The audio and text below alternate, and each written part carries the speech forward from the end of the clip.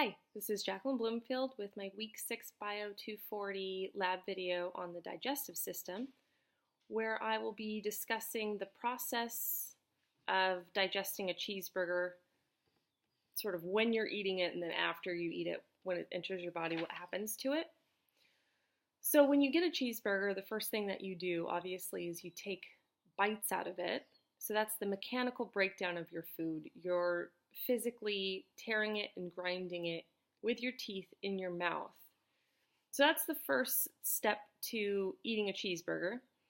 But also with a cheeseburger, you have a starchy, carbohydrate-rich bun. And this tells the saliva in your glands, in your mouth, to produce amylase. So the amylase comes out and it starts to go to work very briefly in your mouth on the carbohydrates in the bun of your burger.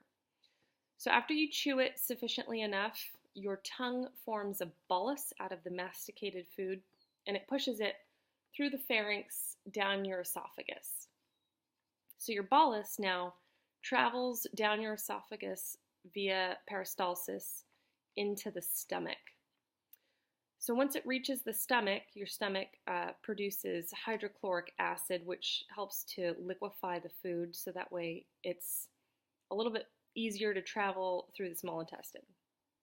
So another thing that happens when the burger reaches your stomach, there's an enzyme that gets activated called pepsin, and that helps to break down the protein in your burger into peptide chains. So once it's in your stomach, it kind of stays there until it incrementally gets released into your small intestine through your pyloric sphincter. So the sphincter opens up, it lets a little bit of food leave the stomach into the small intestine. And now it's known as chyle.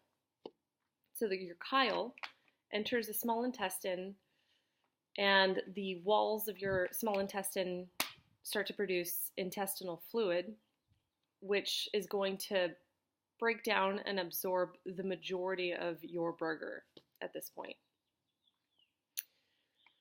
So the nutrients from your chyle get absorbed in your small intestine, and also in your burger there's a lot of lipid content. It's a high-fat food, so it signals the liver-produced bile that's being stored in your gallbladder to release and help emulsify that fat so it can travel.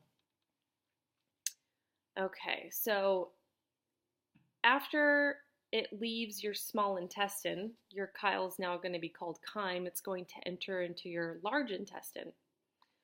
And although most of your burger has been, stripped nutrients have been absorbed, any residual water that was left over that wasn't absorbed in your small intestine is going to be absorbed in your large intestine.